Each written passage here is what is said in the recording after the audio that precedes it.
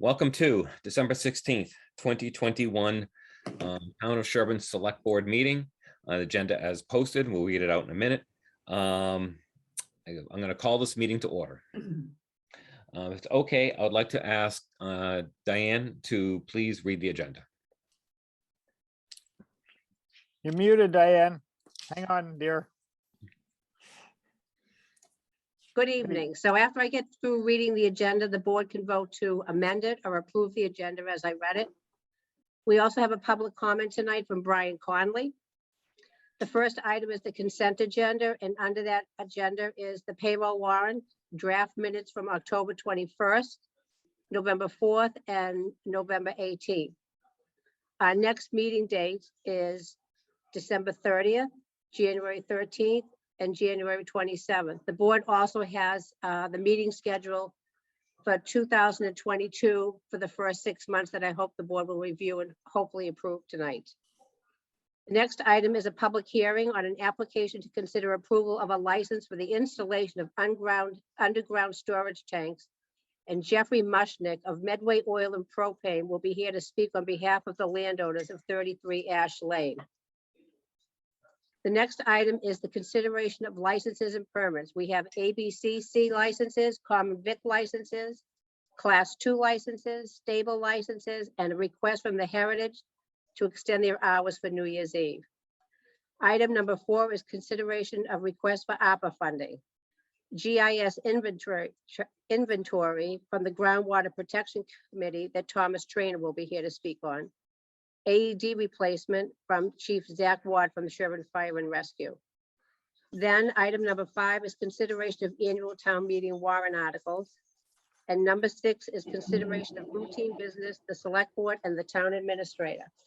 The board will then vote to go into executive session and will return to open session for meeting adjournment item for the following items. Item 1, contract negotiations with non-bargaining employees pursuant to General Law, Chapter 30A, Section 21A2 and 7, and Suffolk Construction versus DCAM, 449 Mass, 444, parentheses 2007, parentheses for the DPW Director. Item number 2 is a discussion regarding a public records request for executive session minutes pursuant to General Laws, Chapter 30A, Section 21A7, and General Laws, Chapter 30A, Section 22G2. And item number 3 is strategy session discussion to prepare for negotiations with non-union personnel and to conduct negotiations with non-union personnel and to obtain legal advice from town council pursuant to Mass General Law, Chapter 30A, Section 20A and 2 and 7, and Suffolk Construction versus DCAM, 449 Mass, 444, 2007 for the town administrator. The board will need a vote and a roll call. Thank you very much, Diane. Do I have any motions or amendments to the agenda? I move that we approve the agenda as read and as listed. Okay, do I have a second? A second. Okay, all in favor, Jeff, All right. Marianne, Aye. George, Aye. Paul? Aye. I am I as well. Okay, number 1, the consent agenda. Do I have any comments or motions? I have a Diane motion. Hold on. Yeah, we have the public comment from Brian Conley before you go to the consent agenda. Eric? Okay, I apologize. I know, sorry about that. Yeah, Brian, do I see you here somewhere? Yeah, I'm here, Eric. There you are. Can you hear me? Yep. So I think as many of you know, today was the day bids were due for the asbestos abatement project. We did receive 2 qualifying bids this afternoon, one from a company called Bristol Environmental and the other from a company called Omni Environmental, and Steve Brown from CHA, who is our project manager, is going to be reviewing those bids in the next day or 2. And then we have a joint library trustees and library building committee meeting on Tuesday evening where we will review and recommend which one of those 2 bidders to select. Great. Very good. Excellent. Got to make progress in that. Okay. Thanks, So now Brian. moving. Yeah, thank you very much. So now moving on to agenda item number 1, consent agenda. Any comments or motions relative to the consent agenda? Oh, yeah, Paul. Move approval. One quick comment I have on it. Diane and I had talked and I asked her that, I think just so people know, because we don't want people scheduling the meetings the same night as us, as we've requested many times with the Conservation Commission. There was a conflict again tonight regarding them. What Diane's gonna do if we approve these is put a placeholder on the town calendar for the rest of the year. So people will see that we have these meetings every other week through June. And there's no reason they should be the same night as us. Here's a question about their, are they twice a month or are they every other week? So are they like first and third or something like that? Or are they every other week? Do we know? They're twice a month. Twice a month. So be it good or bad, they will actually reset. So we actually are having 3. This is an unusual month that we have 3 meetings, which means we are going to reset from like a first and third to a second and fourth into January until we have another. I imagine, I don't know, what's it, 52 versus 48 weeks. So it might happen like a few times a year. something like that. Yeah, Right. well, we should get them to go to every 2 weeks, I think, because it's always gonna iterate. Anytime it changes, anytime you have I think February will be fine because it's not a leap year, so you get 4 weeks in February, but we'll keep getting out of sync. If we're basically meeting, 2 1/4 times a month or 2 1/5 times a month or whatever.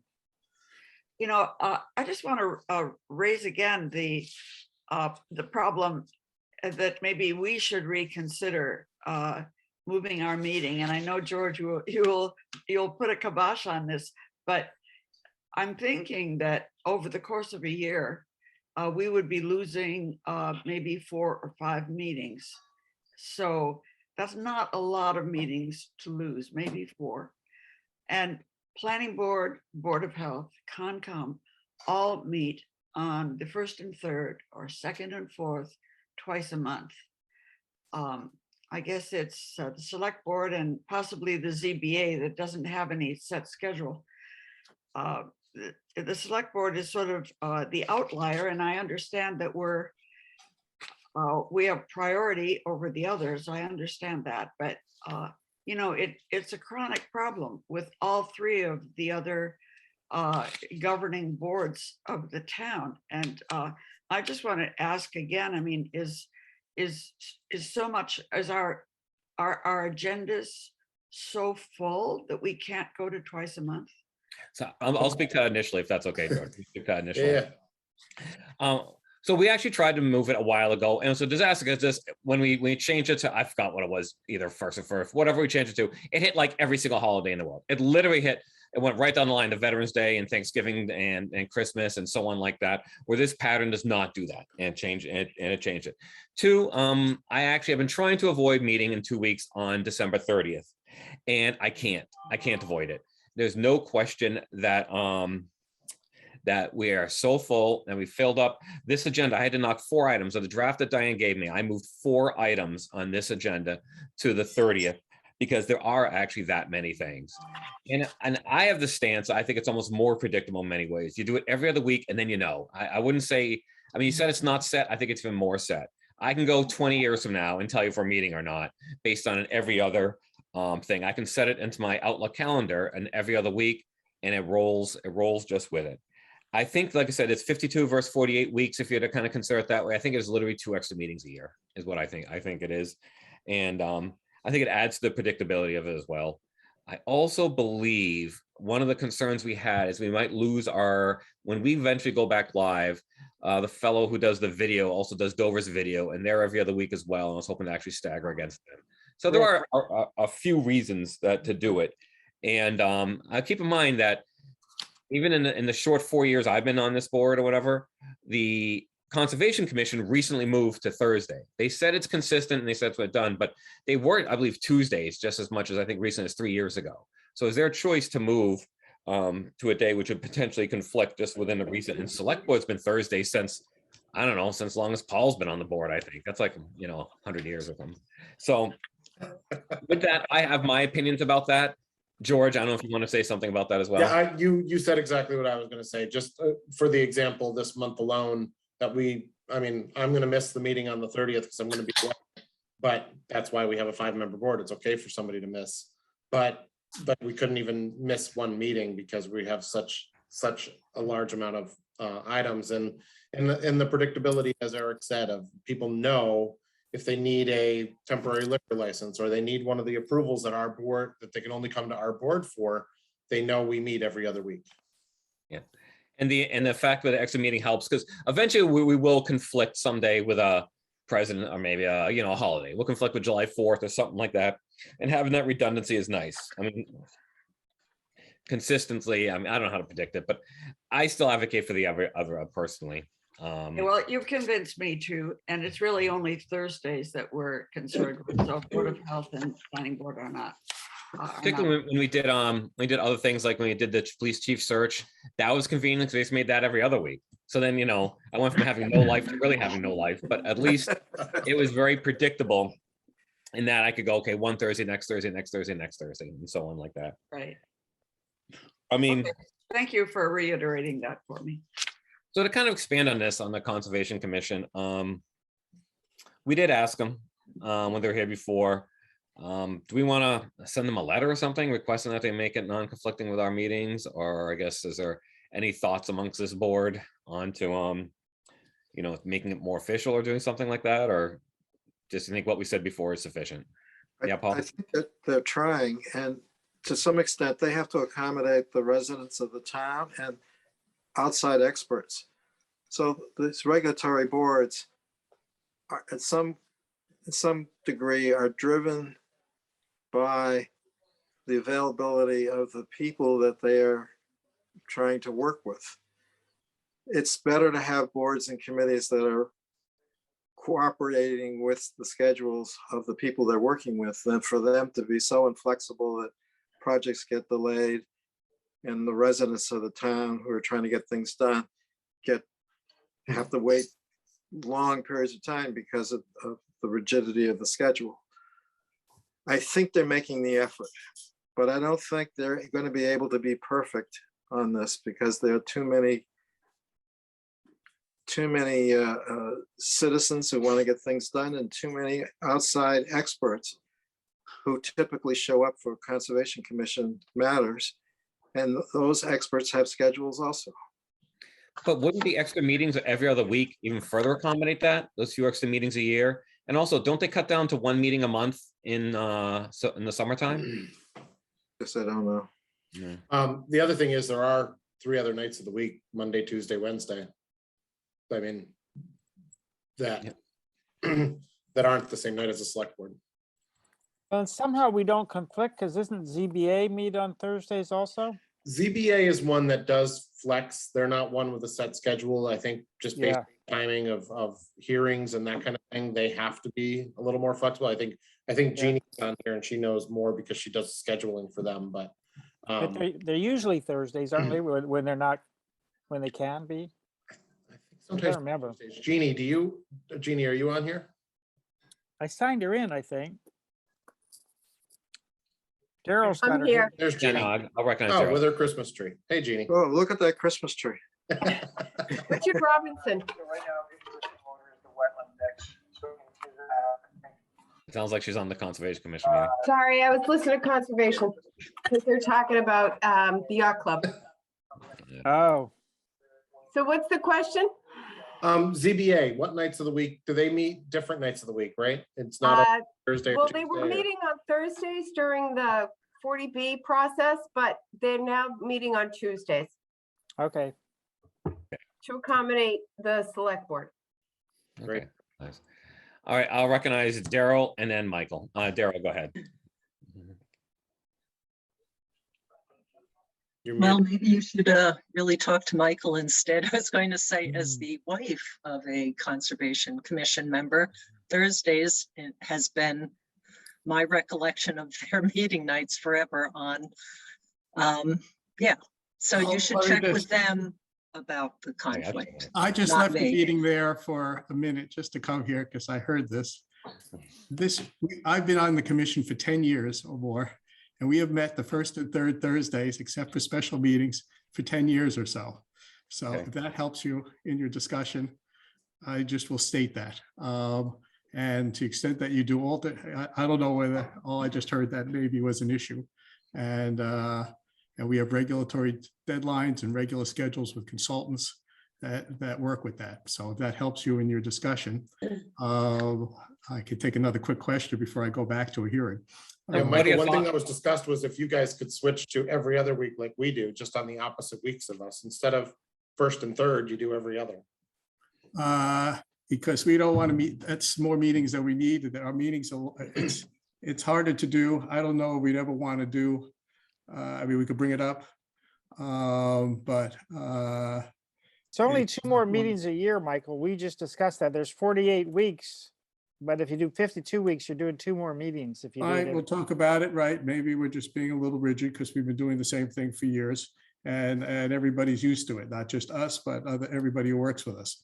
And we have our regulatory deadlines and other things, so it could be brought up. And maybe there's just a resistance just because we've been doing it for so long, but we can see about that. But I hope you understand that that's partly why we've stuck to it through all of the discussions that you've been having, and whether there are really important hearings that you want to have, that you want to listen to, that we could make some adjustments occasionally if there's something that the select board is in particular interested in. If that's But one of the it's not issues. just us. It's like, I know, for instance, tonight, Sean, you wanted Sean to be at your meeting, but Sean also had to be at this meeting. So it's the conflict of employees Right. and things that. It happens from time to time. The more question than- is more how than many hoops often. I'll just be talking over you because I'm in a hurry. It's just a matter of, right, how many hoops do you jump through for a few occasions when there are conflicts? And so it's, that's all I'll say is that, yes, there's always going to be something there because just that's going to come up. And there's always going to be these Thursday holiday. I mean, there'll be all sorts of little things that'll throw everything out of kilter from time to time. And so nothing's perfect. I'll just say that. But whatever, you can bring it up, and I guess somebody could approach Neil, the chair, and we could put it on the agenda, or he'll talk to you about it. But I'll just say that it's certainly nothing new what we've been doing, if that was at all an issue in terms of your discussions. Is that enough for the moment? Or should any other questions? I No, think I was so. also looking through the calendar. It's gonna be April and June. And that's about it for the next year. Oh, and also September. Yeah, so I think it's 4 months a year in which we have three Julys in a month. And that's when they'll actually reset in there. Does that make any sense? I don't know if that information Yes. helps at all, but that's when it Boy, resets. I'm not sure what I'm supposed to absorb from that at the moment, since I Yeah. really have to go back. I think we've No, that's covered okay. it. Go back. Just keep thinking out loud. Like Okay. we're about to reset that we're not gonna be on the same schedule until April. You know what I mean? In April, it goes till June. Yeah, right. That's what I figure. When you do it, that there's only a number of meetings that overlap, and maybe it's not that big a deal for the ones that we do overlap, since we go in and out of sync this way. And maybe that's good enough, I'd like to think, possibly, but something to be thought about. All right. Okay, I'll let you be. Thank you. Yeah, I'd like to hear from Daryl. Then I want to cut it because this isn't even an agenda item, and we're going to be going too much on something that's basically well, technically, I guess it's a consent agenda item as we look at our future schedule. But Okay. Daryl, go ahead. Thanks, guys.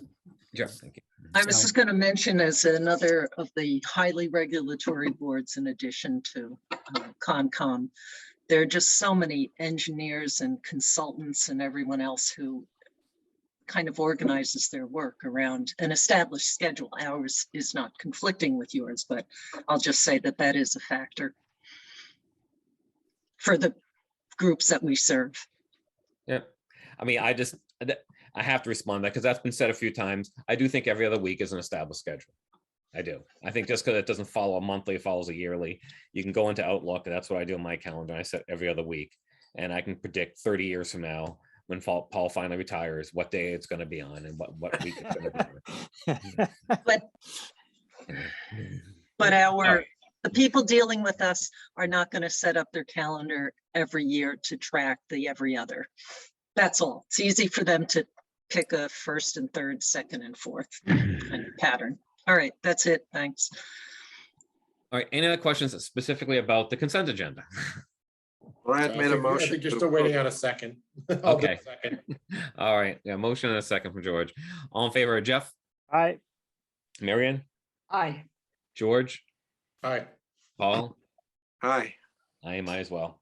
Okay, up next is a public hearing for, I believe it's an above ground storage tank, right? Application license, an application to consider approval of a license for the installation of underground storage tank, propane tanks. Jeffrey Mushnick from Medway Oil and Propane. Jeffrey, are you here? Ma'am, good evening. How you doing, Jeffrey? Please Good, go ahead and. thanks. So I am actually representing the Sanders family from 33 Ash Lane. They're doing a remodel of the property, and doing so, they're considering they're currently going from oil to propane, but the original estimate was just going to be used for the new addition and the installation of a generator, a whole home generator.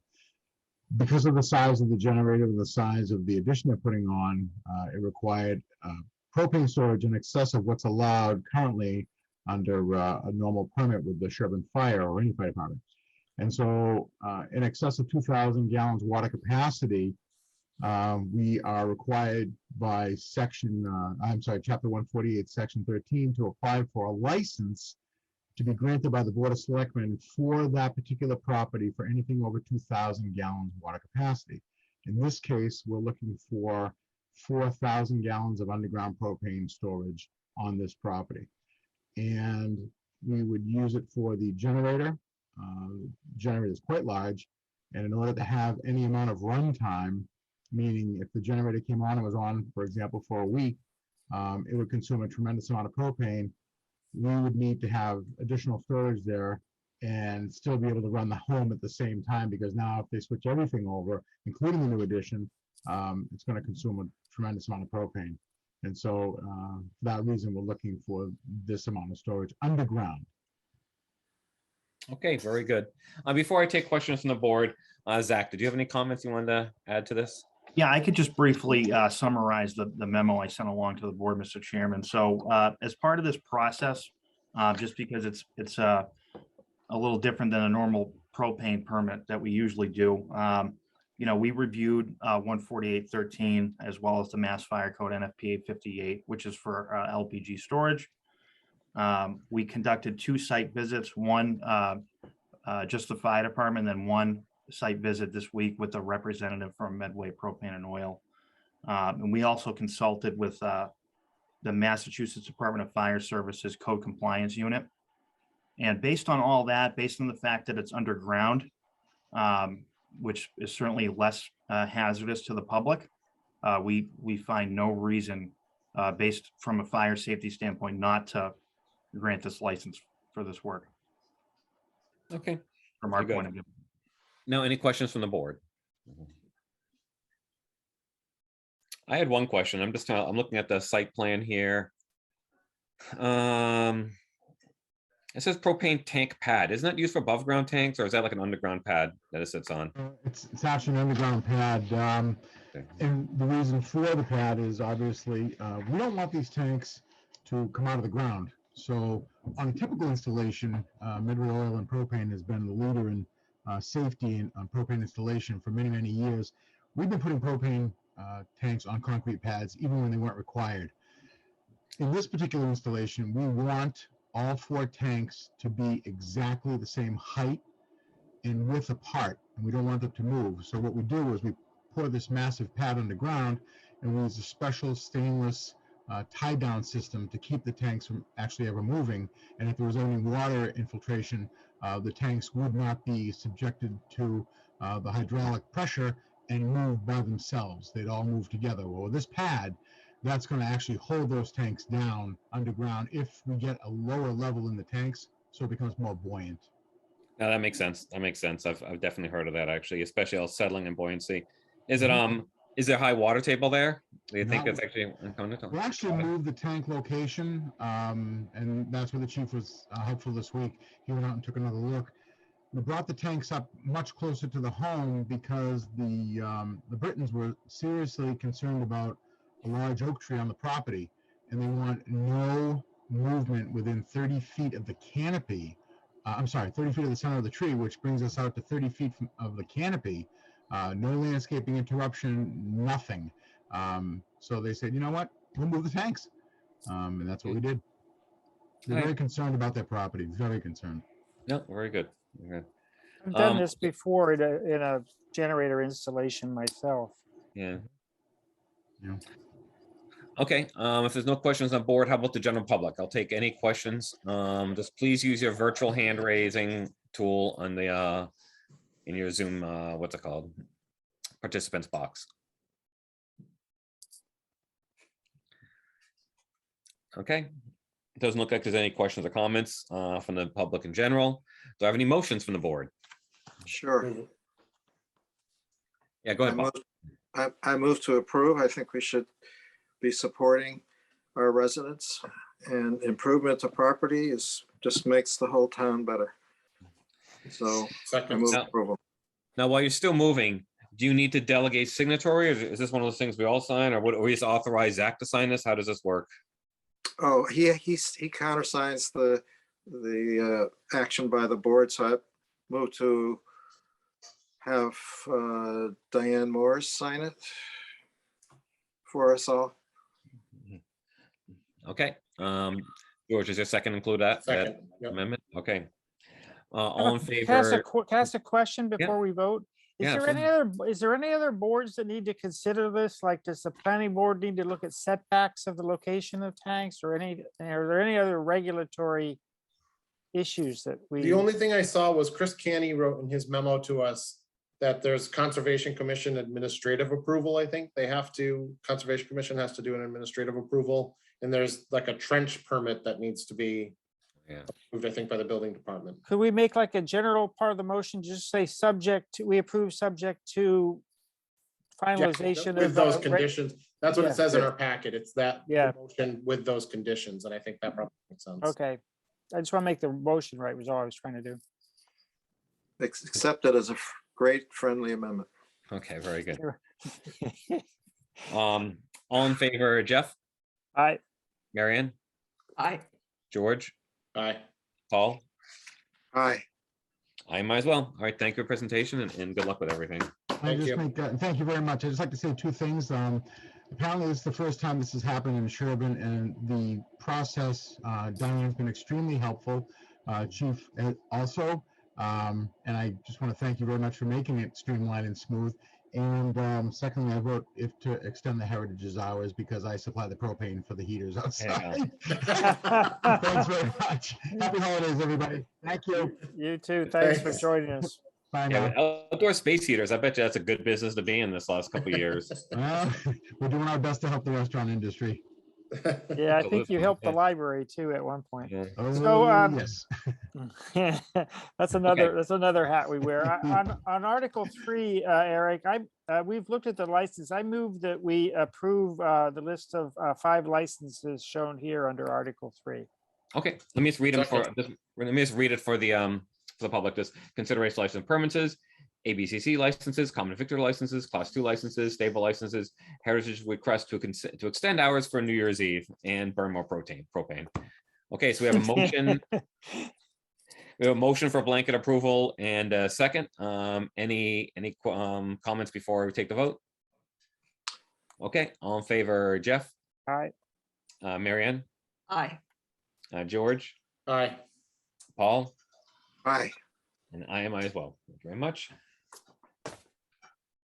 Okay, number 4, consideration of request of ARPA funds. We have a request for a GIS inventory for the groundwater protection committee from Tom Trainer and the AED replacement for Sherman Fire and Rescue, Zach Ward. I'll hear them in that order. Eric, can I make a quick comment before, just on ARPA funds in general, before we hear Yes. from you proponents? Yeah, absolutely. yeah. I had one resident who's reached out to me and pointed out that in like the town of Weymouth, for example, they've been doing more planning on what they're going to use their ARPA funds rather than just, little things here and there. I think we really need to either maybe have a meeting with advisory or something I think we need to make a plan as to how we're going to use these ARPA funds. It's nice to have them available for things like this, but I also think we should look at the big picture of we should be really deploying these ARPA funds for the best need of the town.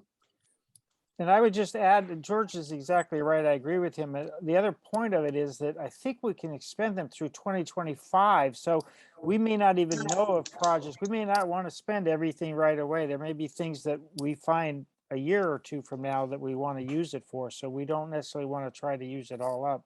And Deb and Heidi can probably speak to this a little bit too, I think. I've said Yeah, it before, but you're right. I think we need to collectively kind of come together, not just a plan, because we chip away at it and people know it's there and someone wants something new and, you know, get it. But I definitely want to like look at existing expenses and see how much we can offset expenditures that we know that exist that doesn't have to go to tax revenue versus always buying something new. And right now, you know, we spent them well. Don't get me wrong, we have spent them well, but I just simply I want to really look at how much we can use them to offset existing expenses. That's all. And we've said that, I've said that I think 4 times at these meetings. Can I add to that? Yeah, go ahead, Paul. So I also said this, same as you several times. We have a warrant coming up for an annual town meeting, and on that warrant is going to be capital appropriations. And one of the things I'd like to see us consider is using ARPA funds instead of going to the taxpayers and asking them to vote all these overrides and increase their taxes. Yeah. Why not use the money consistent with what you just said, Eric? Yep. Why not use the money to provide some relief to taxpayers, not just to come up with new ideas and new ways to spend money? Yeah, I like that idea. You know, Absolutely. could I say Yeah, Mary? something? Yeah, go ahead, Mary.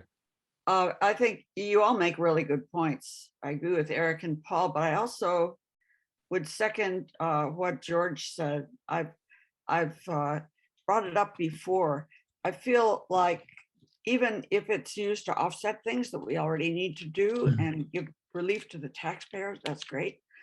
But this is a one-time pot of money that we're going to have. And if there, we'll have to see, but if there are projects that are already, you know, on our radar screen that we've wanted to do for a long time, and this is an opportunity to get it done, I think it is worth discussing, but I don't think it's going to happen because I've heard this a couple of times now in this committee. I don't think long-term planning versus offsetting tax liability we can do some of both, but in the long-term planning pot, I think we need to set up some kind of a subcommission or a process, because I can see it coming up again and again in committee without any prioritization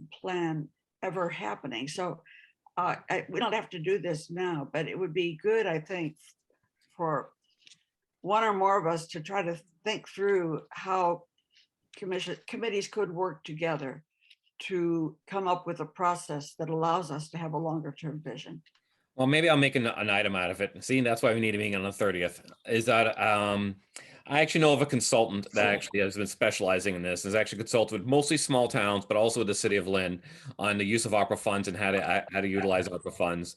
And maybe it'd actually be worth, you know, engaging them, spend a little bit of money on that to kind of figure out, you know, a collective, because that's the problem. It's kind of no one really pulling it all together here. But with that, I do want to recognize Steve. Steve has he's what do you call it? Has this virtual hand raised. Go ahead, Steve.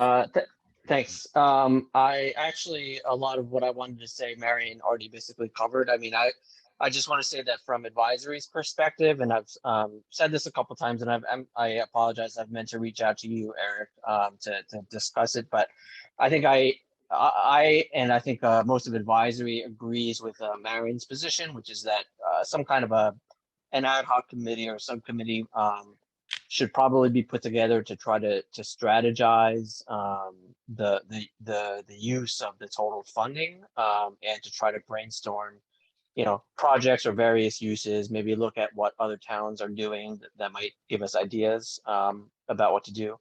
So I think the road you're going on right now is great. I also wanted to address Paul's suggestion of kind of looking at capital items and then choosing to use ARPA funds instead. I think that that's a good plan, but what I have been telling people is that as the advisory chair, I do not want capital items to try to bypass the standard capital budget committee vetting process, sort of the standard vetting process of going through capital budget and advisory and then going through a town meeting vote for a number of reasons. Number one, just generally speaking, that vetting the capital purchases is a good idea, but then also if these are items that a department decides that they need, regardless of what the funding source is, we need to get that approved, right? And so if you put it in for an ARPA request, there's a chance that the ARPA request gets declined, and then you may have missed the window to get it onto the warrant. So I would prefer that anything that people think they truly need for capital, just put it into the capital improvement plan. We'll go through the standard process. You can correct me if I'm wrong, but after it's been voted and approved, we could still subsequently choose to use ARPA funding for those items. We aren't locked into either doing excluded debt or a free cash transfer to purchase, right? We can still use ARPA funds after the fact. Yes, that's true. Yeah, and I agree with you. You should vet them, and at least above a certain value. Above a certain value, it should be vetted. As thoroughly as a capital request. There's no question about that. Yeah, and I do agree with that. So I mean, we can actually look at it. We can actually propose it at town meeting, and then vet it. I'm not sure. I think that's why maybe some kind of subgroup. The only problem I have with kind of I worry about it just getting lost in the quagmire bureaucracy. And I think there should be some kind of even like non-public subgroup or some group of people. Let's go and really kind of vet things thoroughly and then present it to either some collection of, capital budget, advisory, select board, something like that. And then if something is substantial value, maybe you should go through some kind of hearing process or something along those lines. As much as I know George liked us using ARPA funds to fund that study. Okay. So if I could just I'd add, like to recognize Deb though. If you have something quick, Paul, because Deb has her virtual hand raised. I'd like to recognize her, but do you have something, Paul? I just want to. I can say it after she speaks. I'll defer to her. Okay. Oh, okay. Yeah, I was just going to agree with everything that you've said about there needs to be some direction, because every time this comes up, it's the same thing, that we need to have a committee.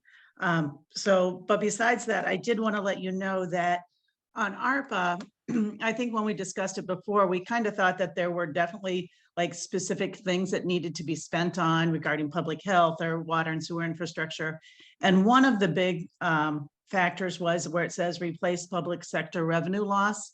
And there's a calculation that had to be done to determine how much revenue the town of Sherborn actually lost and how much could be, how much of the ARPA funds could be spent on this bigger, larger category. And that calculation has now been completed. And the town lost actually, the revenue loss calculation was larger than the amount of money that we actually received. So all the ARPA funds can actually be used for anything that the town deems appropriate, by going through whatever process, turns into place. But it can't be used for debt exclusion or, stabilization or things like that, but it can be used for capital items and things like that. So I just wanted to let you know that that calculation is complete, and we do have those funds can be used for pretty much anything. All right, very good. Oh, and the other thing is, Paul, you might know this as well. I think the email was initiated by you, that there was $100,000 that came from state funding. Yes. to be applied to the Woodland Leland water project. So earlier that had been approved for $198,000.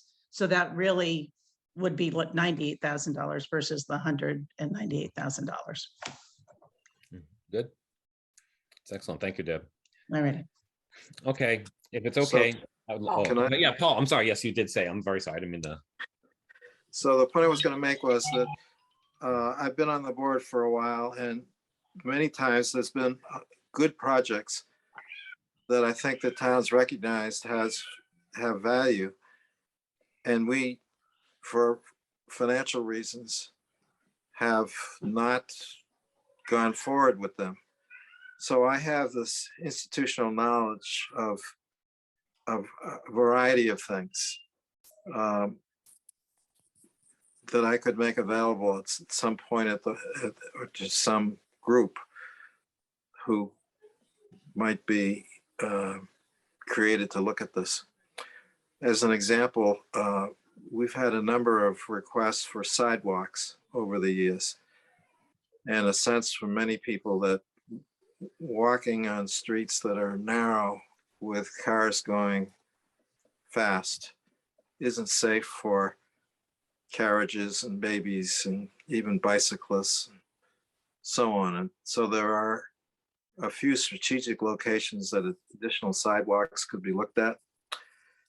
And we've actually had some proposals over the years for some specific locations near playgrounds that many people thought over the years was worth doing. So there's a lot of these that are out there. And because of the institutional knowledge I have, I'm happy to share it with whoever we decide would be Yeah, appropriate. I'm suspecting we pull together some kind of group to discuss this. It's going to be large enough. It's gonna probably most of the board members will want to be on it. So I would include capital budget, in addition to Yeah. advisory capital budget committee, because most but not all are probably capital projects. Yeah, no, I know. I think it's gonna be a lot. I'm just trying to think it through in my head. Frankly, it'll probably be every other Thursday, so I'll fill up all the Thursdays. I think most of us are gonna want to be on it. Yeah. Deb, do you still have a comment? Do you just leave your hand up? Oh, sorry. If one just reviews the master plan, you can kind of go through and tick off the things that could go on the list. No, I guess that's my concern a little bit. There's a lot to spend money on, but we still have a 1999 tax rate. And that's why we all have different thoughts on this. We all have different things and interests on this. And I don't want to see it, and I'm not using this disparagingly. I don't want to see it as like play money. You know what I mean? Where it's like, okay, we have X money, we can do this thing we couldn't afford to do before. It's kind of not my perspective. Maybe it's other people's, not mine. I'd rather say, well, we got to do this thing. We're going to spend tax money on it anyway. Let's spend this money on it instead. That's kind of my perspective on it. You know what I mean? There's countless things I'm sure the town wants and somewhat needs, but there's things that just are your day-to-day, that pure and simple. And the one that always comes to mind over and over again is if we can't get the, whatever it's called, the earmark for that Pine Hill Road, I just want to somehow dump it into Pine Hill Road, pay whatever, remaining expenses on that or whatever else. But anyways, I would, Just if to it's correct, okay. just to correct you, Eric, it's 1993, not 1999. Yeah, I was just about, you stole my Remember, words, we brought George. it. I know Wendy's on here. She'll appreciate that. So. Yeah. I almost unmuted and I was like, nope, don't say it. I'm very proud of that. I had a little bit of sarcasm in there. I had a little bit of sarcasm in there when I said 1999. It's my little way of saying we always just trim whatever our budget is, right? To get within there. Oh, absolutely, absolutely. It'd be nice to make it like 1950, or something like that. That's just my thought. Anyways, I know. I don't want to further put on. I mean, obviously we're still on the agenda item reasonably, and I think it's a good discussion. It is going to have follow-up to that, but I would like to recognize Tom Trainer as he's patiently been waiting for his presentation. Well, Paul has his hand up still, Oh, does Eric. he? Is this still up, Paul, or you are Yep. finished? No. You're good? I'm good. Okay. Hang on. Put your hand down. I'm working on it. I'm trying to do it for him. How do I undo that? I got it. I got you. No worries. Eric, Tom here. Okay to share a screen? Let me Yeah. check. Make him a co-host. Don't just open it up blank. Well, he's brought it up. He's fine, I think. Okay. Well, thank you, Eric. Thanks the rest of the board for listening for a few minutes from the Groundwater Protection Committee.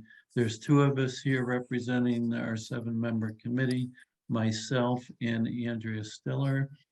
Andrea is more of a well person than me, so we'll be helping with questions with her geology and environmental science degrees.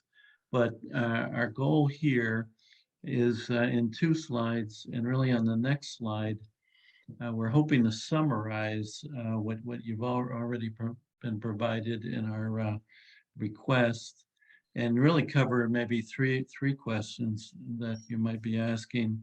Number one, what is it that we want? Number two, what do we hope to accomplish with the funds we're asking for? And number three, what do we feel are the benefits to the town for this project? So this is a busy slide, but this is the second slide. And in terms of what are we asking for this request? We're asking for up to $16,000. We're planning to have that spent in 2 years, starting soon after approvals, after we find an intern to hire. This request was through the original ARPA funding category that we found, water and sewer infrastructure, but with Deb's help, it was changed to this revenue replacement that you just heard about. All the money we're asking for is to go to hourly salaries for 1 to 2 undergraduate or graduate student interns that will be supported by several members of the Groundwater Committee. What do we hope to accomplish? I've listed the key tasks here, which are to review all the paper files. For those of you who may not know everything about properties in town when it comes to wells and septic is in paper files at the Board of Health, also at Conservation Commission, in file cabinets in Town Hall. And it's, extremely valuable information, but it's, one set of copies in some cases right there in Town Hall. We've already started working to try to cross-reference this, of course, to how many properties are in town, and look for any potential missing records. And one thing I was just provided very recently from the tax assessor was the dates buildings were constructed. So that's a nice additional field that we might be keen off. The real goal of the project is to extract the data in these files, in particular the locations of wells from the plans in the files, and transfer that into a modern GIS mapping. And there's a lot of very important information in those files: well elevation, well depth, static water levels, and other things.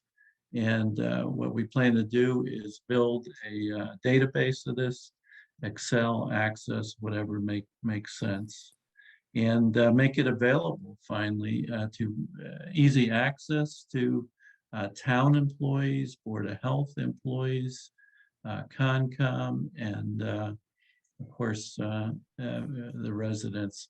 And there I'm getting into the benefits. So keen off that.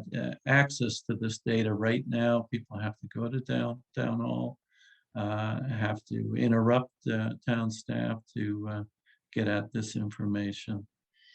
A big area that several members of our committee are interested in gaining this data and mapping it is to try to understand better our underlying aquifers, so we know what areas we need to protect, and maybe what areas where people are having issues with either water quantity or quality.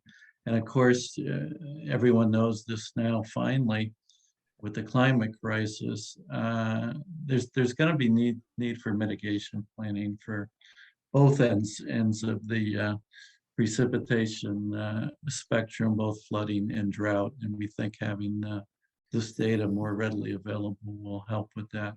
And finally, maybe getting back to some of the comments that the board just brought up with ARPA funding in general, we see this as a one-time opportunity to make an investment in Sherborn's aging water delivering, water disposal infrastructure. We don't have large town wastewater plant or town water supply district.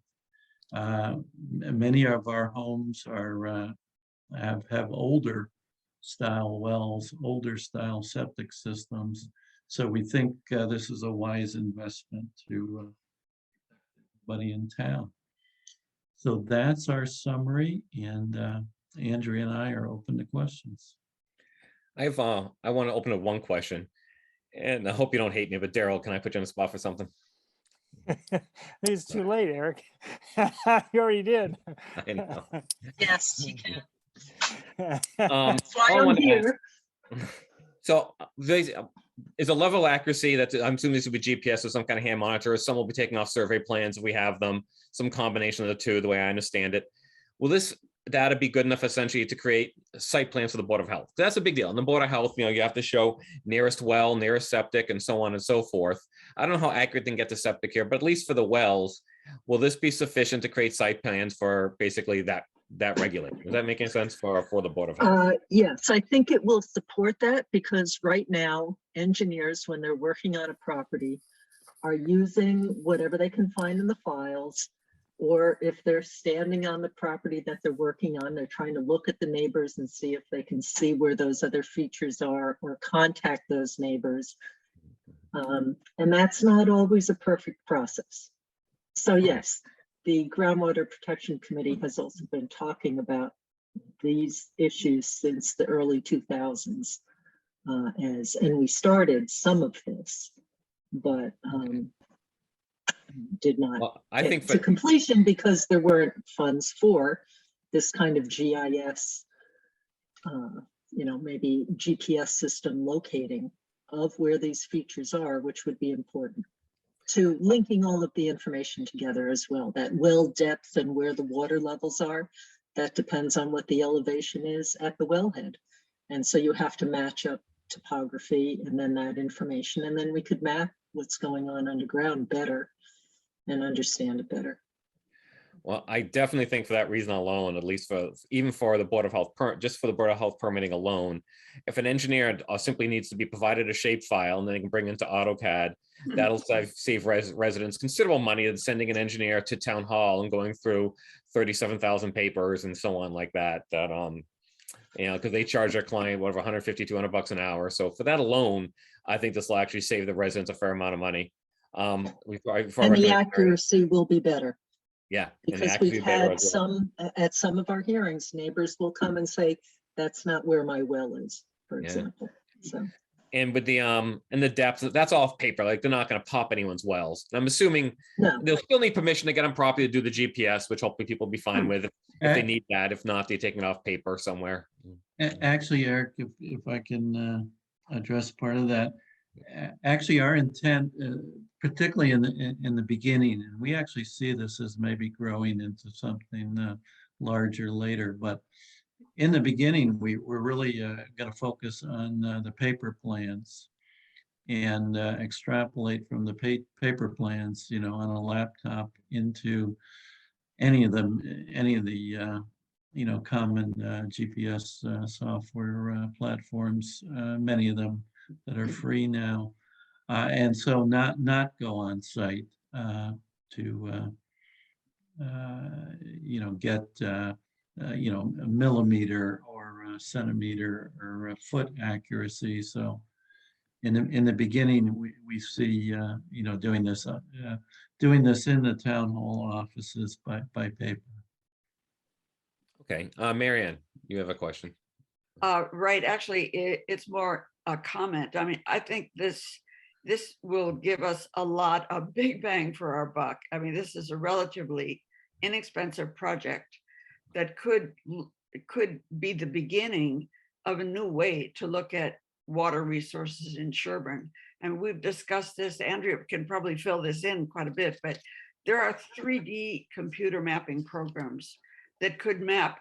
They're mostly used for above ground 3D modeling. They can be used for below ground 3D modeling as well. And if these data were entered in the proper software, and I don't know what that is, but I know people who could find that out, and I'm sure Andrea does too.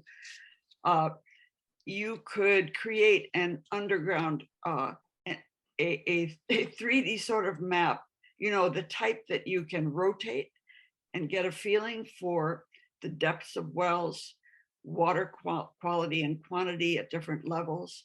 It would just be a whole new way of understanding better what our underground resources are over the long term. There's a lot of tools out there. You do have to be careful though, where the wells are, what formations they're in, if you start like crossing aquifers. I know we used to use Surfer back in the 90s. I'm sure it's 37 softwares ago and this stuff, but yeah. Exactly. That's going to be one of the challenges, choosing the software. And I know that that Andrea and Tom and others on GPC are going to be looking into it and going to the regional institutes of higher learning. I mean, I know that MIT, Salem State used to have a very good 3D mapping program. UMass does as well. So, you know, there's a little bit of research to be done first, I think. I have another question. I'll recognize George before I ask that question. I'm sorry, I see George as his next as a hand raised. Yes, thanks. I just wanted to ask, I know you're going to start with the paper files, probably especially with the Board of Health. I assume now, how are you going to verify that they have the most updated information? And maybe this is a question for Daryl. I know a few years ago, I had to have my septic tank pumped, and they went to the Board of Health. And when my engineer had completed the septic system back in like 2006, they submitted it to the Board of Health, but it never actually got filed. So the Board of Health didn't have the most up-to-date file on hand. Maybe it was just a one-time thing, but I just want to double check. I know, Daryl, you guys have been slammed. I wanted to make sure you guys had all the most up-to-date information for this project to be done correctly. I believe our files are as up to date as they can be. I will say, as an example, recently someone came in to review files, and when they turned back over the folders, things were in complete disarray, not in order.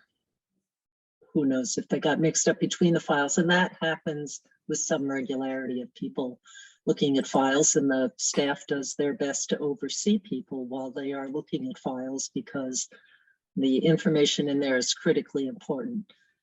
There have also been times when people have pulled stuff out of the files, things that we knew were in there that are then removed. So that is really hard for us to control.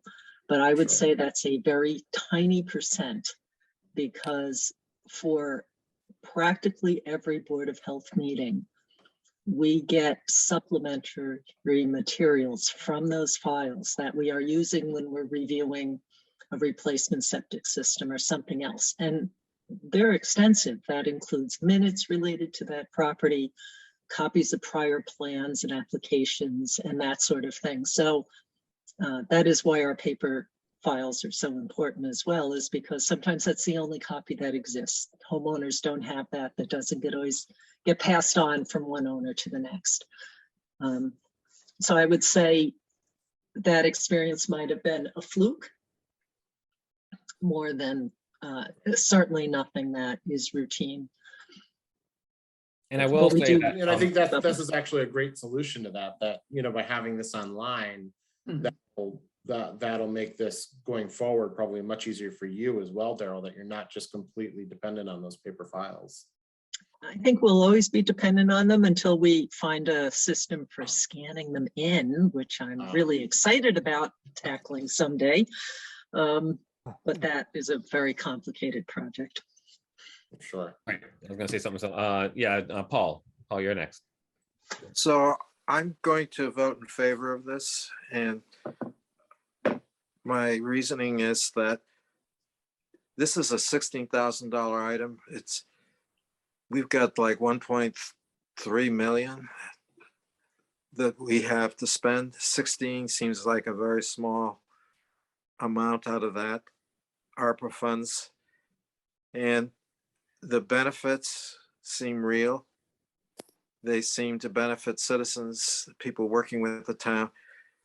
And I think we really need to move towards computerizing and making things available without requiring people to go to town hall, particularly in these COVID times that looks like COVID is going to go on forever.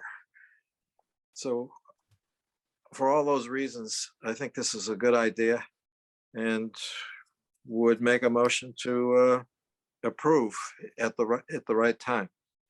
No, I'll consider that motion right now, I think, but I'll consider that the motion, right? We can still continue discussion, but I think that's a good motion. I'll second his, Marion had her hand up. But I know, that's what I'm trying to go next. Oh, was sorry, just I forgot to take it Leftover- down. I was just going to second his motion, and then we could keep discussing, but I would add that, it also, likely the interns could be Sherman, offspring that are in first or second year of college. So not only is the project a good idea, we could be helping a couple of Sherborn younger residents that are candidates for internship.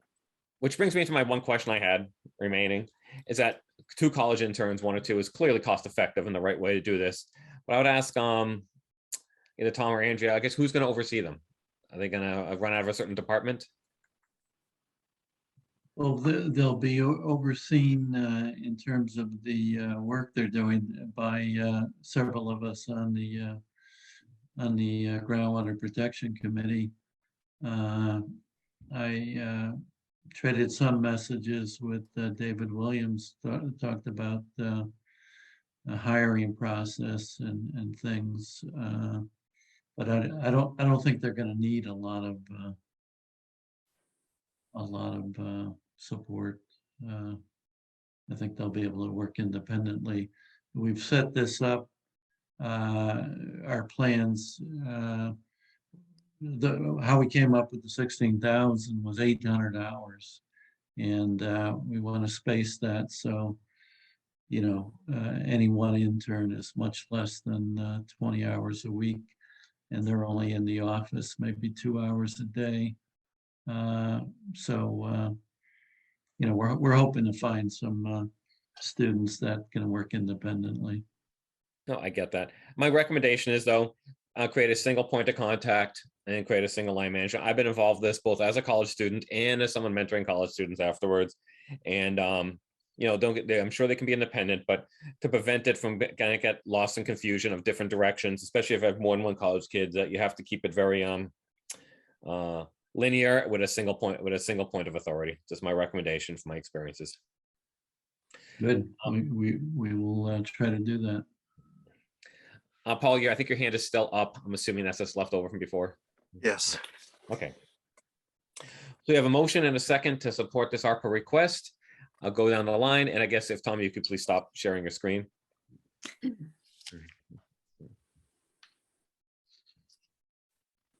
so I can see the board better. Thank you.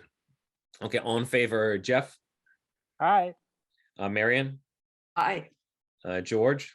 Aye. Paul? Aye. I am as well. Thank you. And thank you, Tom. Thank you, Andrea. Thank you all very much. Thanks, Andrea. Happy Good to see you. holidays. Absolutely. Thank Okay, so you, Tom, next for up, bringing it forward. next up is AED replacement, Sherman Fire and Rescue. Chief Zach Ward, please. Hi, Chief. Thank you, Mr. Chairman. I just have a brief slideshow. It's 3 or 4 slides. I'm just going to zip through that quickly, if you don't mind.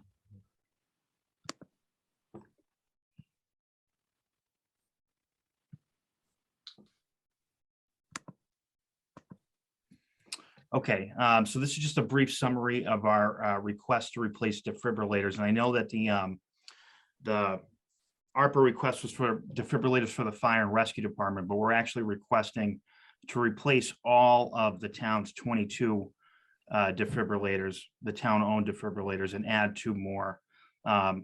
In your packet, there was a breakdown of where all those go. I'll just summarize them briefly. 8 of them are here for the fire department for both the ambulance, and 7 for fire trucks. 6 are for in-service police cruisers, 5 are for the recreation locations in town. 1's for town hall, 1's for the library, 1's for Woodhaven. We're looking to add 2 to our fleet of defibs, if you will. Currently, we do not have a defibrillator in the police station lobby, which is certainly important. A lot of people walk in. Certainly somebody could walk in with a medical emergency if the cruisers are out on the road. There's no defib in the building. And we're looking to add one at the Department of Public Works, as there isn't one there, which is certainly certainly needed for the employees there. The current public safety and rec AEDs are past their useful life. We currently have 6 AEDs out of service between the fire department and the police department. What we're looking to buy are these. They're the Physio Control CR2s. They're very user friendly. I just provided a couple of photos of that model. And just some of the benefits of the upgrade. Again, these aren't really driving the request. The request is driven mostly by their useful life and the fact that we've had issues with many of them and some are out of service. But some of the benefits are that we're spending a significant amount of money on repairing these. And going forward, we're going to avoid some of those costs because they're going to be covered under warranty for 8 years. Another big cost that we have is right now for all these defibrillators, we have to purchase 2 sets of pads, one for adults and one for pediatric patients. These units, we only have to purchase 1 set. The pads can be used on both pediatric and adult patients. Another key benefit is we can monitor the health of these defibs and the battery life through a Wi-Fi connection. So we could do it from a computer at the fire station right now. With the exception of the police ones, we go around every couple months and check on them. And the police officers check their own defibs. And then one of the bigger ones for us is patient care.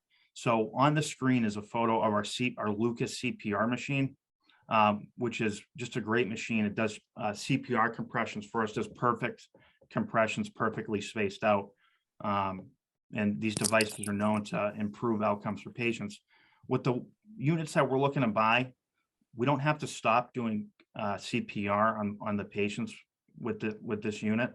Right now, with the defibs and all the other defibs in the market, we have to turn that machine off while it analyzes and then charges and then shocks, which could be up to 30 seconds, which is it's kind of a while to stop CPR, which we hope that might have a better outcome for some of our patients.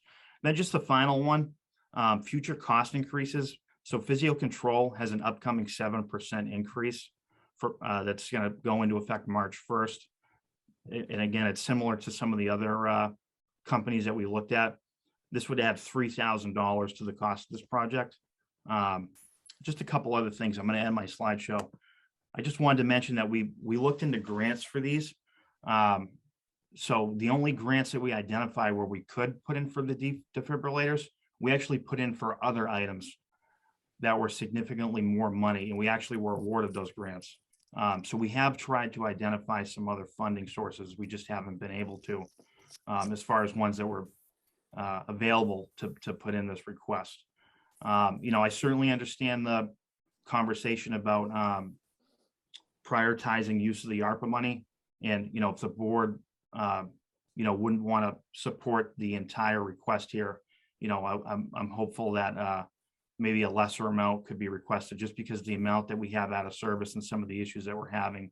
I also know that once we place the order, they're going to take over 90 days to show up just because of some of the production issues in this country right now. So that's all I have on the defibs, and I'm happy to, of course, take any questions. I have a question. Yeah, go ahead, Paul. So first, let me say I support this completely for the reason that the public safety and the medical benefits and the potential of saving a life is worth it. If we save just one life, it'll all have been worth it. The first question is that I saw in one of your memos and that was in our packet that you were thinking about a capital article. And that brings it back to the point that I was making and that Eric was making, to the extent that we can use ARPA funds to pay for a capital item that otherwise would have been before the voters, and then the way we do things in town, we then have to have a ballot question and so on and so on. This is a way of saving the taxpayers some money long term. The last question I have is the use of these things assigned one to each recreation field. I think you had a total of 5 there for recreation fields. The problem I see is that there's no place to store these at the recreation fields. It's not like the police station or a DPW garage or so on, where you've got, weather safe things. Oh, they're But- already there, Paul. They're replacing ones that are already there now.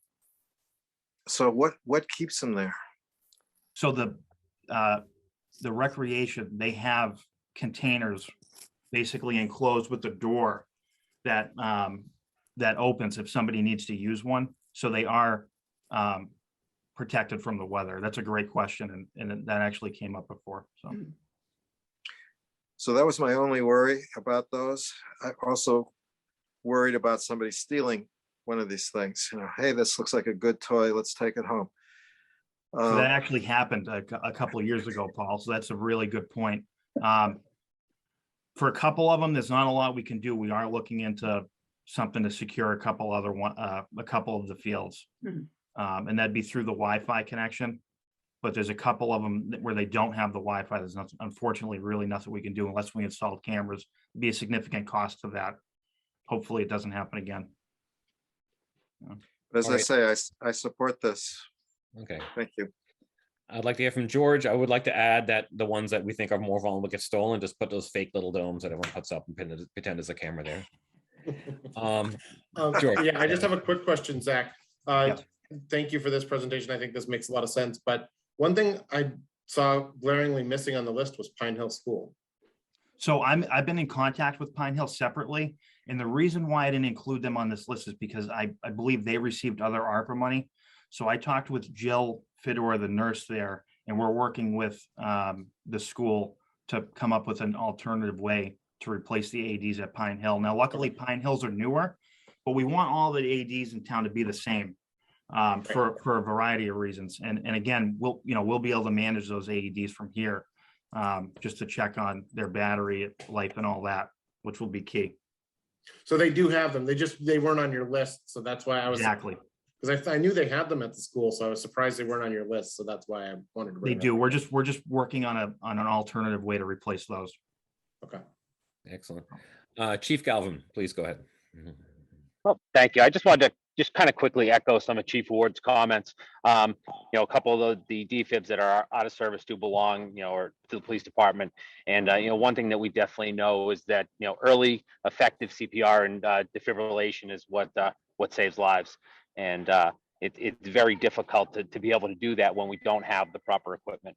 And I think one other thing, and Zach, you can correct me if I'm wrong on this, is also some interoperability with our paramedic units that come.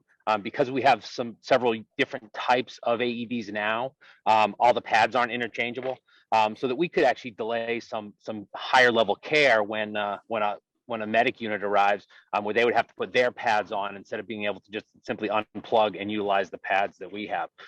So that could actually delay some patient care. So just kind of that commonality and having this equipment is very important to all of us. Well, that brings Yeah, a question. Chief. Oh, sorry. Sorry, go ahead. Mr. Chairman. No, go ahead if you were answering it. So yeah, I was going to bring that up too.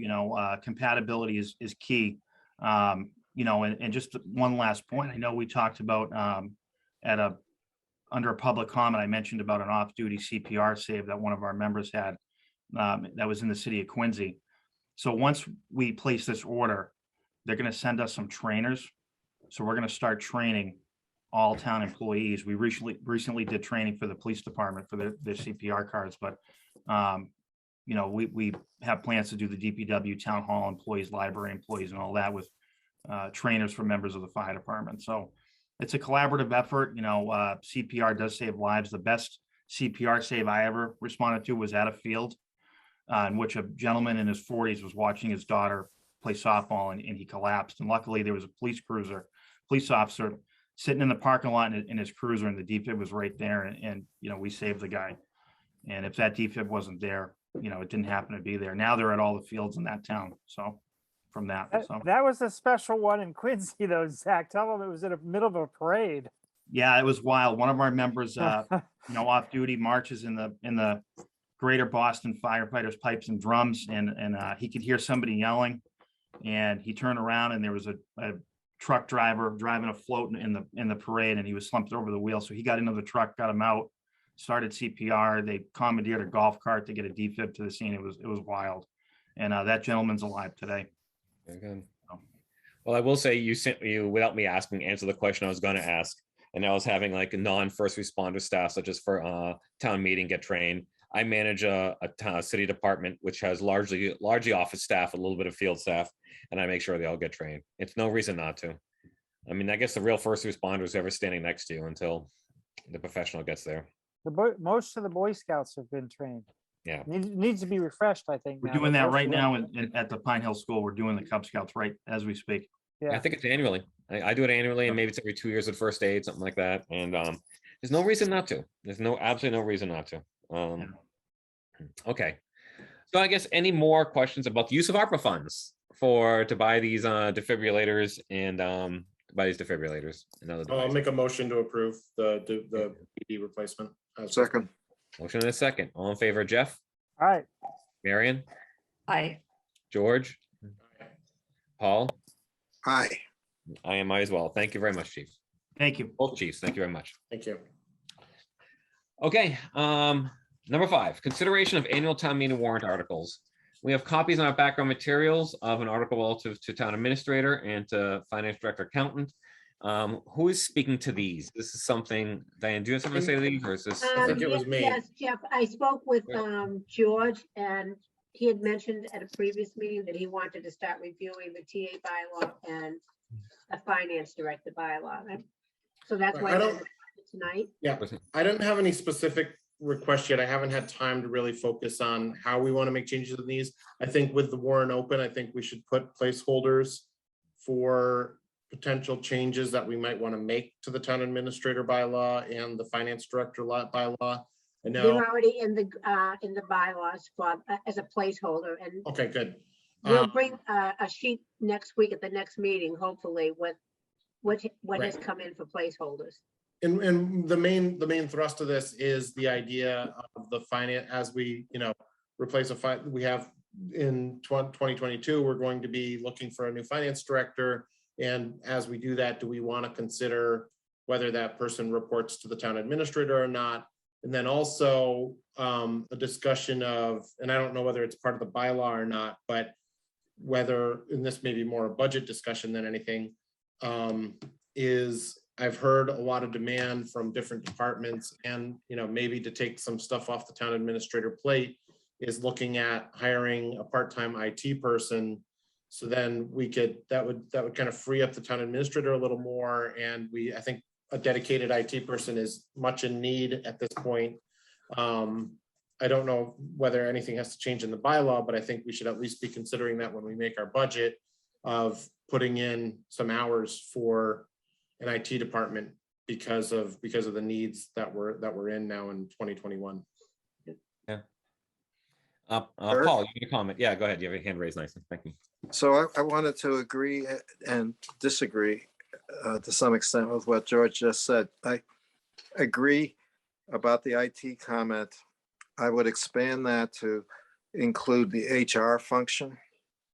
I think modern communities at this point in time should have truly competent HR functions being done.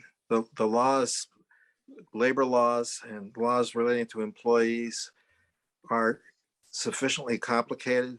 They're both federal and state laws, that it makes sense that that function be dignified more and recognized more. And the same thing with the IT function. I think that's pretty much a technical issue, and therefore should be done by people who are software people and technically competent. I think the idea behind it originally was that we wanted everybody using the same systems. That we had a form of government 10, 15 years ago where there were all these different silos and people were doing their own things. And the idea was to be consistent and to have standard features and that people could actually talk to each other through computers and so on. But I think we're past that. So I would make those two changes in the bylaw. But I do not support the notion of having the finance director report to anybody other than the Board of Selectmen. The reason for this is based on 30 some odd years dealing with municipalities. And it is key, I think, for select boards when trying to manage a municipality, that they have three legs to the stool, if you will. They have the town administrator, they have town council, and they have the finance director. With those three reports, the finance of the town, the employee issues of the town, the management of the town,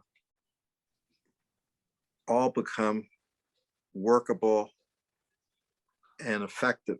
If you don't have those, all three, if you don't have all three, the Board of Selectmen become less effective, less able to set policy directions, have less information to work with. And at the end of the day, we have to give recognition to the fact that the citizens elect us to make the government more responsive to the people. That function doesn't work without having those three legs of the stool.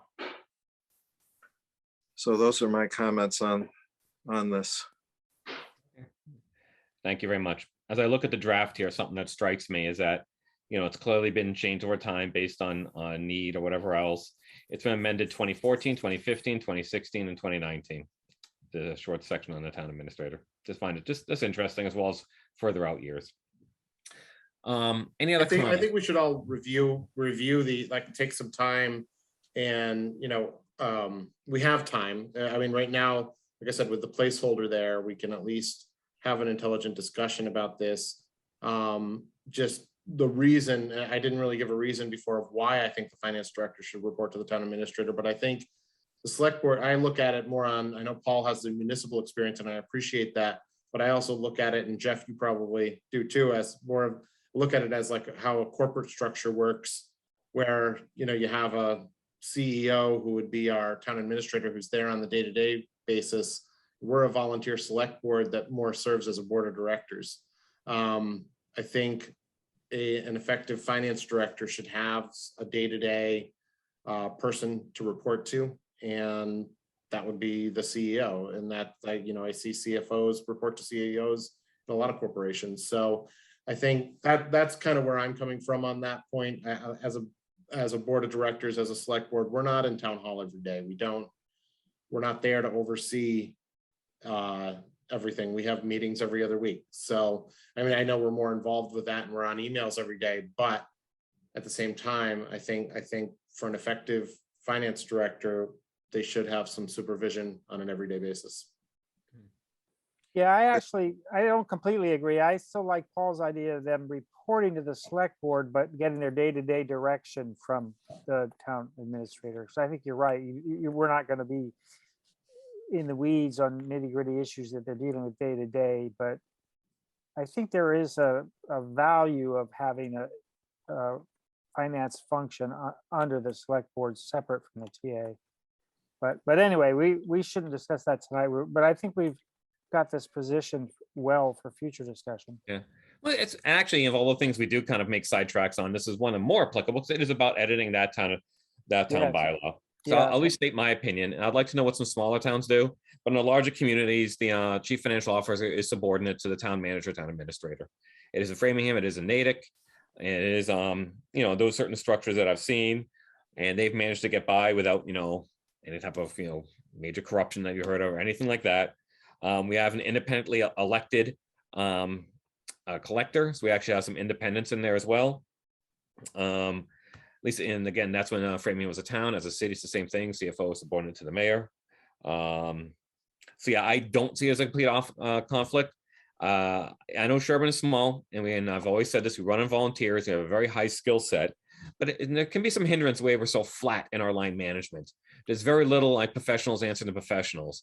We have a lot of professionals answering to volunteers, And I'm tending to side with George on this, to be honest. I'd like to know what some other communities do, more of our size, Dover, Carlisle, etc. But I'm tend to think that that you could actually have a functional thing.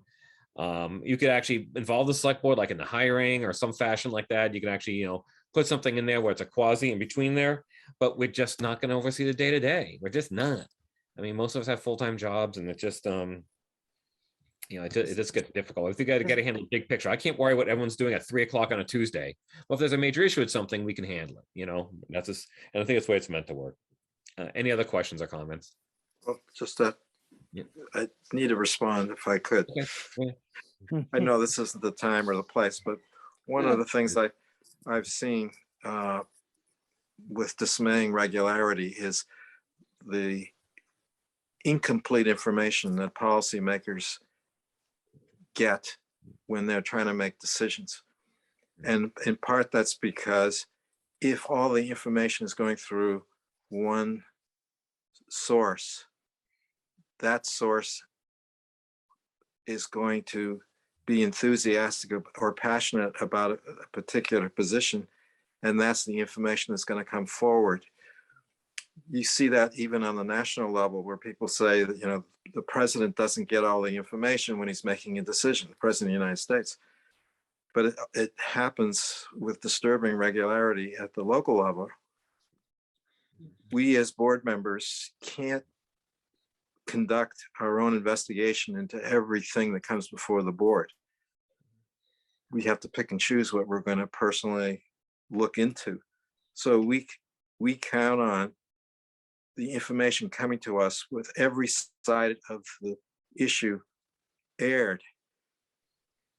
If we have everybody reporting to a town administrator, we have no source of information, no checks and balances on that source of information.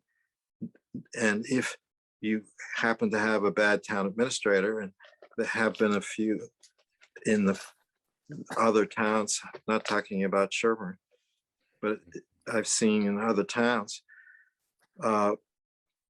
you have a really difficult time then finding your way out of the woods when all your information is coming through a source that may not be reliable.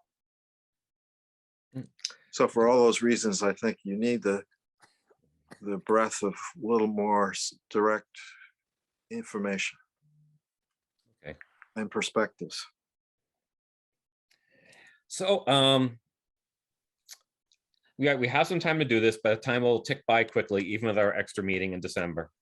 I know there are issues if we redline, strike out something, we all work in the same file, that breaks open meeting law. Is that correct? I know that. I took the classes. Yeah, if we're all working on it, yeah. Yeah. So what is the best way? We provide like individual markups and discuss them at the with our names on them, and discuss them at the next thing, or try to provide just some big picture discussion and maybe try to have Diane or David edit it. Well, I just want to get right to the nitty gritty into how we best kind of get across what we're looking for here. If anyone has any ideas. I think we should. I think we should work on it and come back to our next.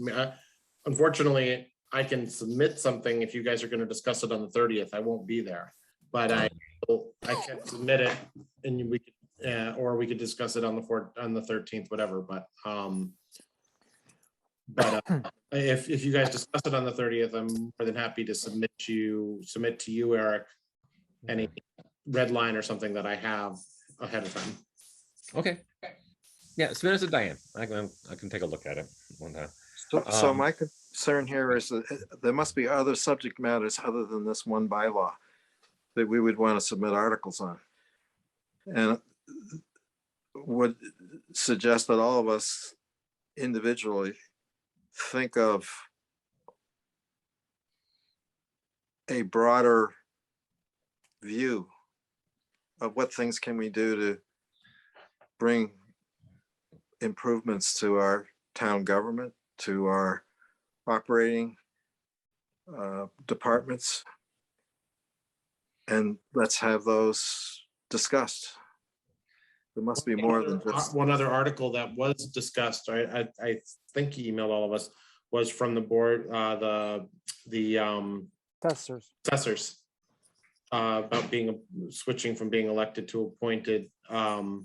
So that's something we need to discuss as well, as they asked us to discuss it, so. Yeah, certainly you're right. Any member of this board can come with any modification of bylaws, present it to Diane and bring it during these periods. We're gonna have a standing meeting. We're gonna have a standing article every meeting up until whenever the warrant closes. For these such things. These two are brought up. They're ones that George has talked about many times in the past. I'm not surprised he's bringing them up.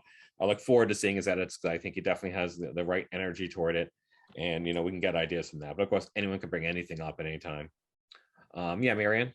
Yeah, so just to clarify, we can redline these and send them to you, Eric? No, send them to Diane. Send them to Diane. I might sit down with Diane and look at them, but I just don't want to make it so like anyone other than like Diane or me looks at your edits. Do you know what I mean? Because then it just. Oh, absolutely. Open meeting law. I get it. Yeah. I just wonder if it might not also be useful for George sometime when he has a chance to just confer with you, Eric, to flesh out the sorts of things that concern him so that you get a little more texture to his comments. And the other thing I wanted to say is that speaking of bylaws that could improve the governance of the town, the governance task force did quite a lot of good work on this. And I think maybe we should bring one or more of them in as a consultant on this, and maybe reread their report and hear a little bit from them, because they were really hardworking and had some very good ideas. I definitely want to read the report. Yeah, that's a very good idea. Absolutely. And I can definitely read it. I have a feeling it'd be interesting, like the discussion on the 30th. I have a feeling that I'm kind of on the same page with George and maybe not with everyone else. So a decision on a meeting on the 30th, either George can rewatch it or we can even talk more about it on the next meeting. Because even if I see it, I have a feeling that him and I are kind of on the same page the way we want to go with the finance director. I don't think we're really debating on the motion right now. We just want to get the wording right to whether to be. We'll debate in January on all the warrant articles or into February, but we just want to get the language right to have a motion be there. Then we can later on decide if we want to support it or oppose it, just like advisory does at their public hearing. I think it's really more it's really more to get the article right. One other suggestion is maybe we want town council just to review it, just to see if there's any issues with the way we or the sponsor chose to word an article. Does that make sense? Yep, absolutely. Yeah, that makes perfect sense. No question. Our meeting will largely be, someone will edit it. Our meeting will be on the intent, and town council will absolutely edit everything before it goes. At least everything from this board, because ultimately it will be from the board.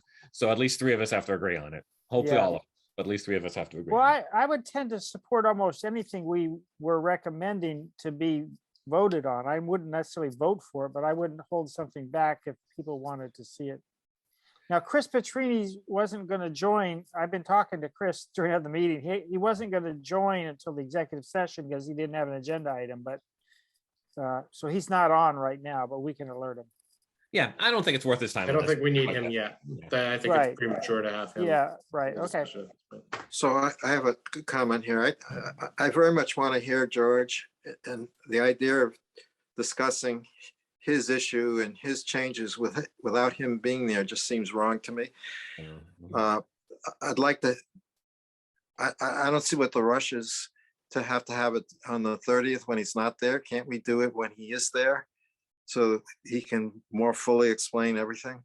I'll see how the agenda looks. I'll probably do is if we talk about it on the 30th, we'll have to make some substantial changes. We'll get a gist of what our thoughts are. George can watch the video and we'll talk about it again on the next thing. And as Paul said, or as you said, Eric, we're going to have this for multiple agenda. We already know that we've got it as a placeholder on the warrant. I don't see why we can't wait and discuss it on the 14th, even though the warrant's closed at that point. We already have a placeholder for it, so we can discuss it more in detail in January when we're all there. Okay.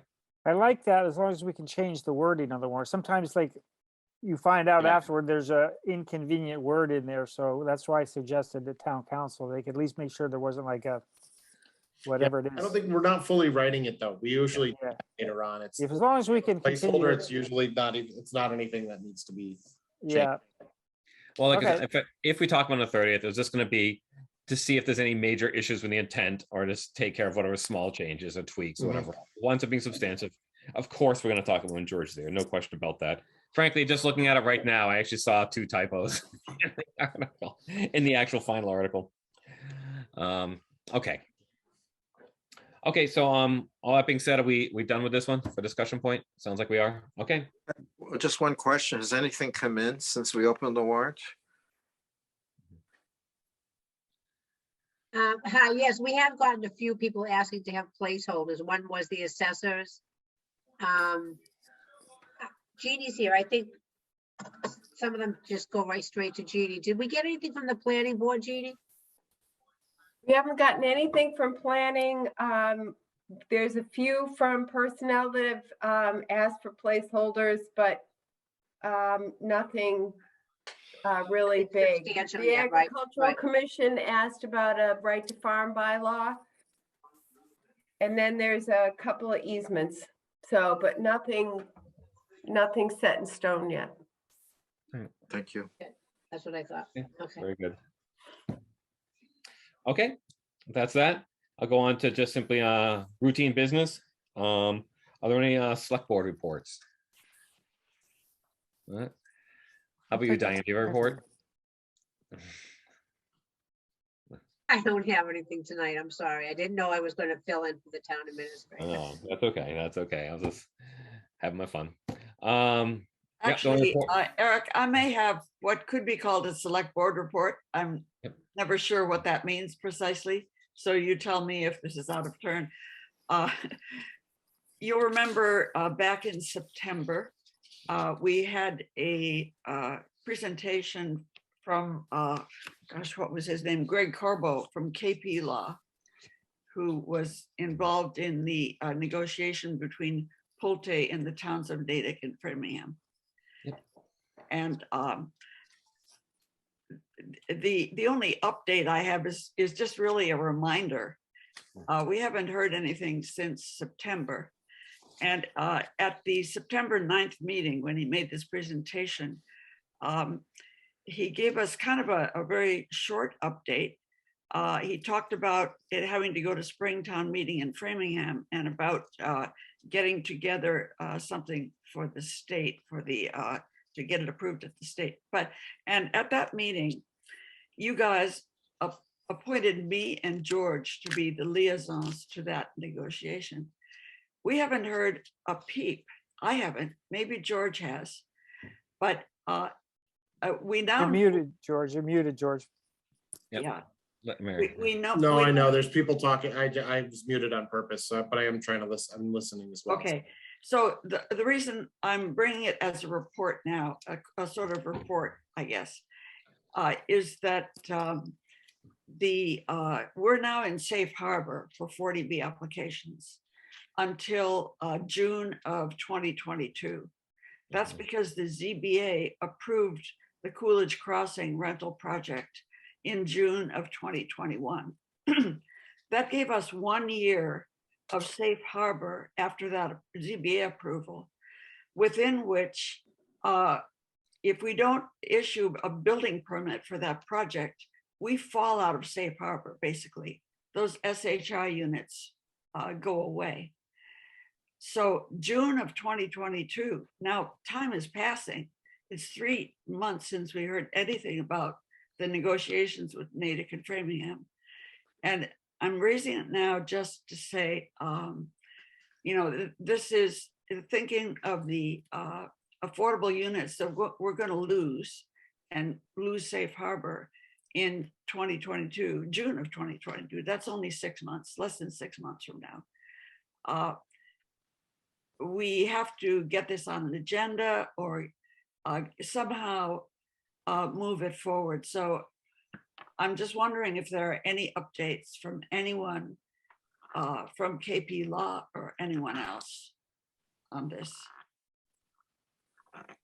I mean, I'm recused from the subject matter, so. I know you can't. That would I be, let me do some research, Marion, and I'll get in touch with you between now and the next thing, just to let you know if I can find any updates. I know the last I heard, they were waiting on Natick town meeting, so we got to make sure that if Natick's opening their warrant in a similar capacity as we are, that somebody's pushing. I'll talk to Mark Mastrioni from Pulte. He's the guy that I've been in contact with. He tends to be the lead person discussing this. So I'll reach out to him. I've got his phone number. I'll call him this week. That would be great, George. I'd like to know, why they haven't kept in contact with us, or, maybe the ball was in our court. I'm just trying to clarify where it stands, because even if the intermunicipal agreements are in place by June, which is now looking not too hopeful for me, given the short timeline, and no words in September, it then has to go to the state and be approved by the legislature. And who knows how long that will take. So, we could be in trouble. Yeah, I'll follow up with him. And I think part of it was, I hate to throw him under the bus, he's not here, but David was being part of the discussion on that. And I don't think he's followed up on it, to be blunt. I'll follow up on it myself, and I'll reach out to Mark tomorrow and see what I can get for information from him. If you want, I could reach out to Greg Corbo, George, if you'd like. Okay. Yeah, that would be great. And, if there's anything that we can do to be part of those discussions, I think might help, because, it's a total black box to us.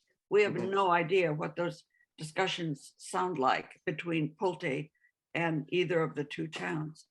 Right. And I don't see any reason why you, George, or any representative of the select board shouldn't be involved in that.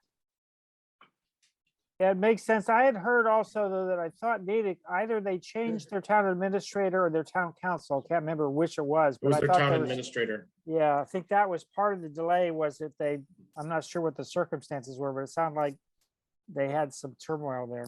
Well, and then we asked, I think my understanding was it was a request to be on the fall town meeting, and they wouldn't put it on. So I think the other thing would be to try to get a meeting with, maybe it makes sense for one of us to try to reach out to one of the selectmen in Natick and see if we can have a direct discussion with them to say, we need to move this forward, and we would like to tell you why it makes sense for us, and kind of make a pitch for why it makes sense for Natick, the revenue wise, if they have sewer capacity. Yes. Like, all it's going to do for them is add to their revenue. So, and we would at least eliminate showstoppers that way. May not finalize the deal, but we would at least find out if there's like some major obstacle. Right. Exactly. Right. Because we are the only one in this game that's worried about being in safe harbor. Pulte doesn't care whether we're in safe harbor, and certainly Natick and Framingham don't either. So, well, let me ask you a question about that, though, Marion. So let's say that the project's fairly far along in terms of the water and sewer agreements. Could we have a building permit for just the rental units and not have completed the one for the condo units yet to get the affordable housing? This is only about the rental units, Jeff. Okay. There are all rental units on Coolidge Crossing. Yeah, okay, because it's not the Pulte project. See, Pulte is really negotiating for both. Well, yeah, but I think Pulte would be the one that would put in the water and sewer connections, I think, wouldn't they? So it's really that, I forget the name of that company that's the rental unit, George. Based on. Yeah, but there are some affordable units, like 10% in the rental though, too, right? In the Pulte project. Yeah, in the Pulte projects, where it wouldn't be enough to keep us in safe harbor, is what you're saying. No. So it has to be, the rental unit would have to be approved by us. That's right. And it can't be, the building permit can't be issued until the water and sewer. Built in place as far as, but the agreement has to be there. Okay. And Marion, maybe I can also, I'll get on a call with you offline about this, just because maybe I can also get you, like, the two of us could be in touch with Mark. So if one of us can't be reached, there's a backup. That would be great, George. Thank you. All right. Are there any other select board reports? Okay, and Mary Ann, could you lower your virtual hand if that's okay? Oh, sorry. No, it's okay. All right, with no further ado, we'll move on to executive session. Whereas chair, I move that we enter executive session as it is necessary to do so. I so declare for the agenda items as previously read by the assistant town administrator. Do I have a second? Second. Okay, all in favor, Jeff, Aye. Mary Ann, Aye. George, Aye. Paul. Aye. All right, I guess Jeff, if you can please shut off the recording.